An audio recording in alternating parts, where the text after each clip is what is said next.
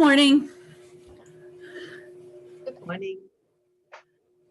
We're on lesson 211. In the reviews, the main idea again is, I am not a body, I am free, for I am still as God created me. And it's a review of former lesson number 191 entitled, I am the Holy Son of God Himself. Wow, what a declaration, and gratitude that that declaration is the truth. I am right now the Holy Son of God Himself. In silence and in true humility, I seek God's glory, to behold it in the Son whom He created as myself, the Holy Self, the self we share. So in silence and in true humility, I seek God's glory, to behold it in the Son whom He created as myself. I am not a body, I am free, for I am still as God created me. See, there's a positive separation right there. And I don't know how many actually see it. And then how many really integrate that fully. Well, it definitely takes our desire, the willingness to become still, to turn away from our stories and whatever seems to be going on in the gap, knowing that one, it's all illusion, and two, it has nothing that you want. Turning within to seek God's glory. Where is that? That's within. And to behold yourself, to find yourself, and to recognize that that self and God are one. So that's the process of the positive separation. It's like, I am not this, I am not this, but I do desire to know the truth, and I will to stop and to be still and to seek that peace where the memory of what we are in truth can occur, can arise in our awareness. That becomes knowledge that I am not a body. I am free because I am as God created me. That's not going to come from external. This world will never tell you that. But it's a gift of revelation when you give audience only to the voice for God. So turning back to the actual lesson of 191, I am the Holy Son of God Himself. There's a beautiful affirmation here. He reminds us, be glad today how very easily is hell, this belief in separation, undone. You need but tell yourself, I am the Holy Son of God Himself. I cannot suffer,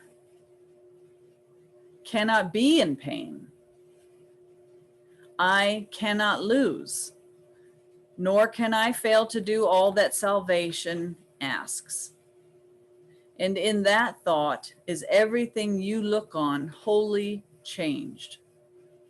Because remember, the world simply is the outward picturing of what you think you are. So turning within and recognizing I am the Holy Son of God, the world that you project from that knowing has to change. It will reflect back to you the decision that you've chosen over yourself. I am the Holy Son of God. I am innocent. I am safe. I am whole. I am healthy. I am love.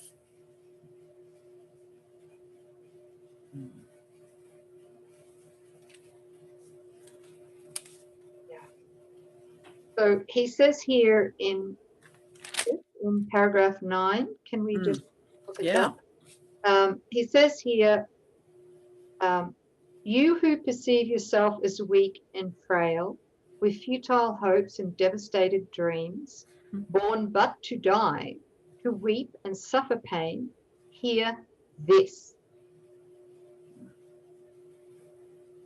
All power is given unto you in earth and heaven. I'm going to say it again.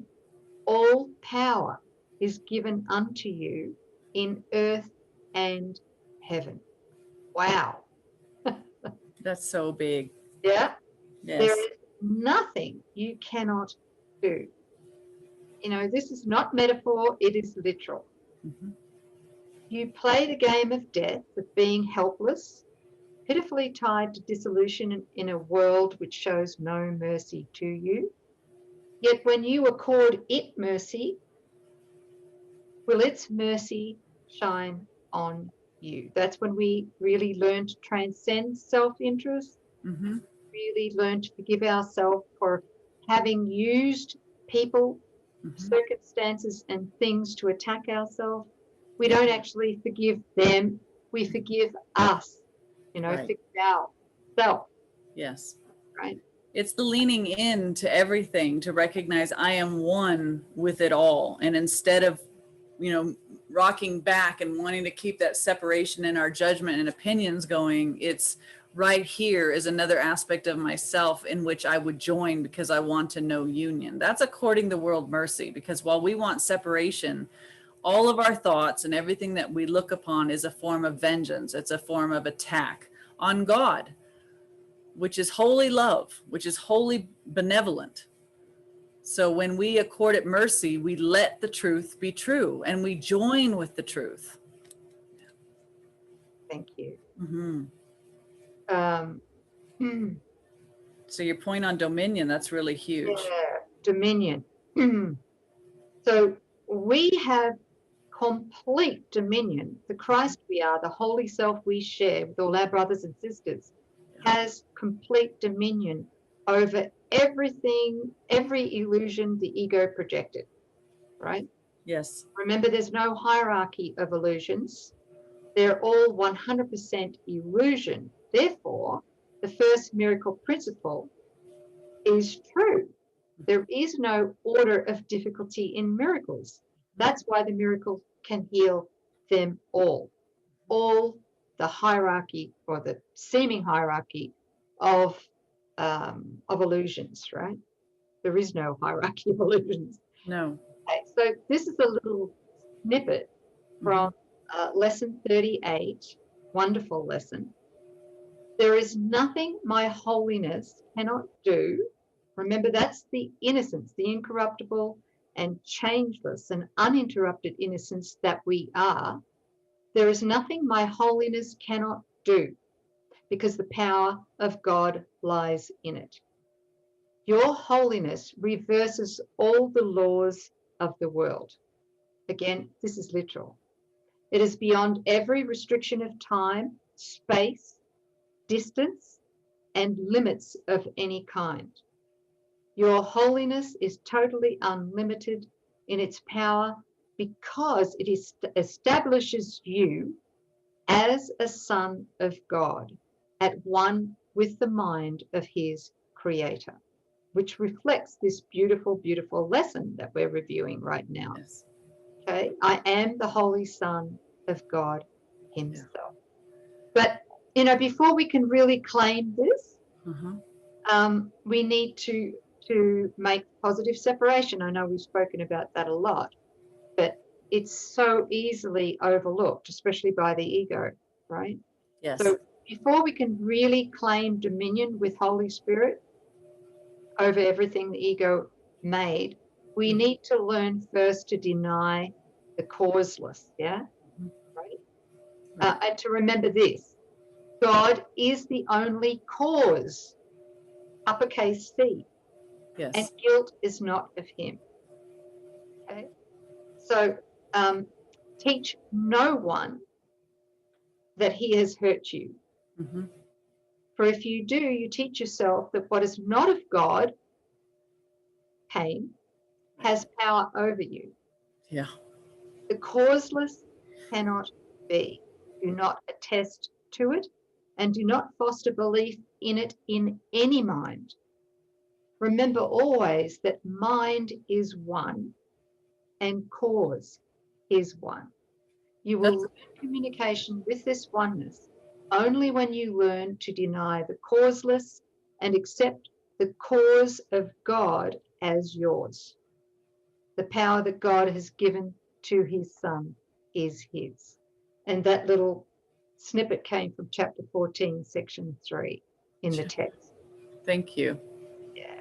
I think that really bolsters what you and I were sharing the other day about making sure that we don't attest to what has no cause. We're not giving witness to it. We're not speaking about it. We're not lamenting it. We're not selling it. We're not sharing it. We're not gawking at it as if it was real. We're not saying out of one half of our mouth, well, only the truth is true. And on the other side, on the other hand, we seem very down because of this real problem that we have. You know, it needs to be, do not attest this in your mind or in any mind. Don't give it a witness. You walk on as, you know, the truth is true. Something about this idea of dominion. I'm talking about my journey, my experience, and I'm certain that it applies to others as well. But there's this way that the ego throws us off to say, you know, that this dominion, this power comes from beyond ourself, and that we're asking for something to come to us and happen to us. And there we have our absolute right. It is our inheritance to recognize that the power is within our mind because we share the mind with God. The light, or that spark of the power of God, is within you. So it's right there, not external, not coming at some future date, but that it is right with you right now in operation, and that to seek and have access to that only requires the forgiveness or surrendering what you are not. It will operate. It does what it does because it is of God. It does not need our help, our direction, our coercion, or our pleading. It requires the defenses to its operation to be surrendered. So that's getting the small self out of the way. But you do have the absolute right to stand in your truth and declare your dominion and your power as your inheritance as the Son of God. I am the Holy Son of God. I am the Son that He loves, right?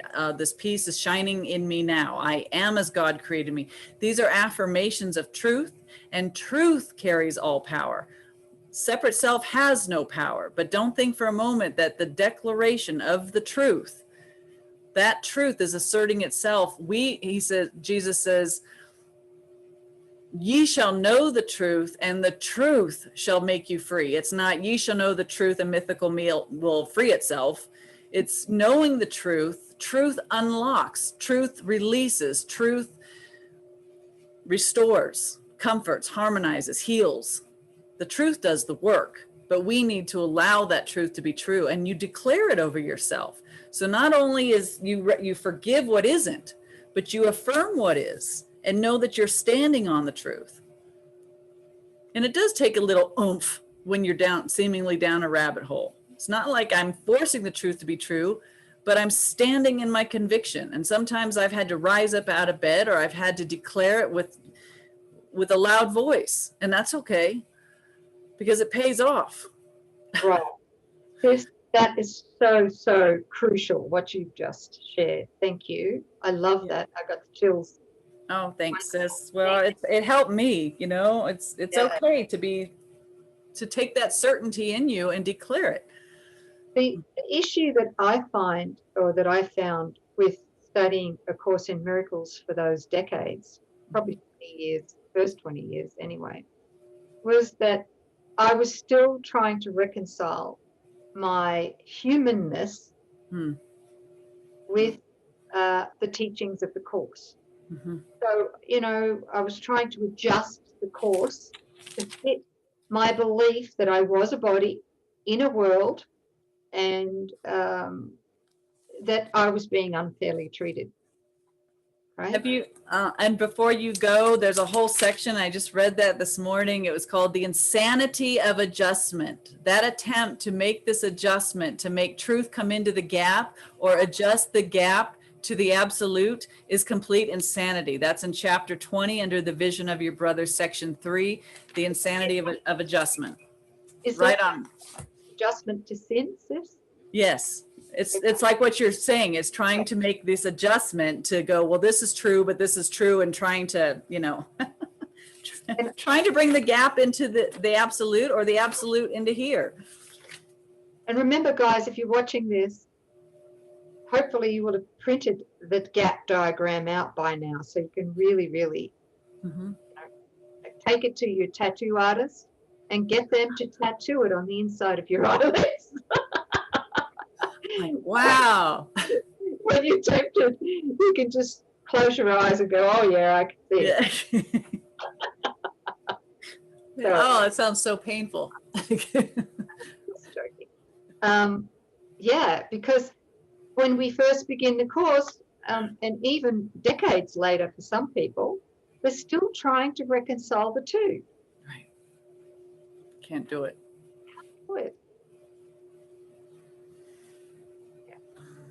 You can't bring fear and love into the same room. One casts out the other. They will never meet. You can take fear symbols and repurpose them for love's purpose, but you can't bring fear and love together. Because they're both total thought systems. Right. And opposite thought systems. Opposite and total. Yes. Fear is 100% fear, and love is 100% love. That's right. And, you know, they're mutually exclusive. 100%. Mm-hmm. Yeah, beautiful. So is it true that I am the Holy Son of God himself? Always have been, always will be, never have left. One with me and our family. Oh, beautiful. Yes. We've never left. We've never fallen. The Adam dream is the allegory. It's not literal. It's not true. Thanks, sis. Thanks. These are really good, and these are true now. Okay. Anything else? I think so. I'm asking Jesus. Silent. Okay. We love you and we thank you. See you next time. Bye, family.